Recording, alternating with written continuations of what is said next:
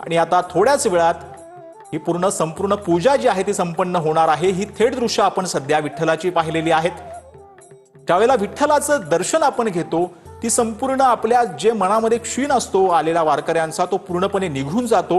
गेल्या जवळपास 15 ते 20 दिवसांपासून हे वारकरी जे आहेत ते 350 ते 500 किलोमीटर जे आहे ते पायी वारी करत असतात। अनेक ज्या पालख्या असतात त्या विसावत असतात।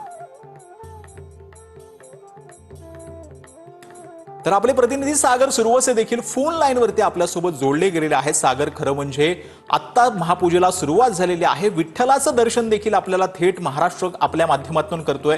अत्यंत साजिर गोजिर असं या विठ्ठलाचं रूप आहे। संत सज्जनांचा मेळा इथं आलेला आहे। विठू नामाचा गजर सुरू झालेला आहे। कशा पद्धतीचं वातावरण पंढरपूरमध्ये आहे, ती संपूर्ण एक ऊर्जेची भूमी आहे आणि या ऊर्जेच्या भूमीतून तू सध्या त्याचं कव्हरेज करतोय। कशा पद्धतीचं वातावरण आहे, काय सांगशील? सचिन, खरं तर पंढरपूरच्या बाबतीत आपण सांगायचं झालं तर जेव्हा नव्हते चराचर तेव्हा होते पंढरपूर, अशा पद्धतीची आख्यायिका जी आहे ती त्या भारतीय साहित्यामध्ये जे आहे ती सांगितली जाते आणि त्यामध्ये पंढरपूरचा जो आहे तो विशेष उल्लेख सातत्याने केलेला पाहायला मिळतो।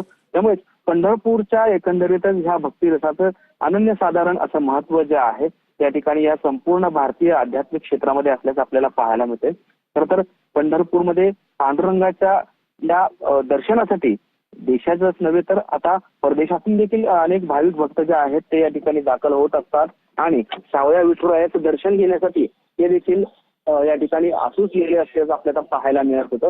आणि आपण पाहतोय खरं तर आषाढी एकादशी हा सर्वात मोठा वैष्णव परंपरेतला किंवा वारकरी संप्रदायातला हा सर्वात मोठा मेळा जो आहे तो या ठिकाणी आषाढी एकादशीच्या माध्यमातून या ठिकाणी साजरा केला जातो।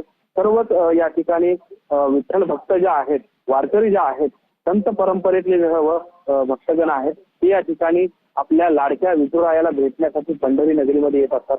खरं तर आपण पाहिले की देऊ आळंदीमधून हे सर्व भाविक जे आहेत, हे सर्व वारकरी जे आहेत ते अनवाणी पायाने वेळेच्या रस्त्याने वेळेच्या परिस्थितीमध्ये या ठिकाणी वाट काढत आपल्या लाडक्या विठुरायाच्या दर्शनासाठी या ठिकाणी या पंढरी नगरीमध्ये येत असतात।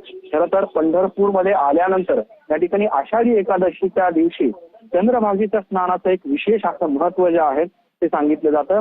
खरं तर या ठिकाणी वारकऱ्यांची दिनचर्याच असते। पंढरीमध्ये आषाढीच्या दिवशी वारकरी येतात आणि या ठिकाणी चंद्रभागेचं स्नान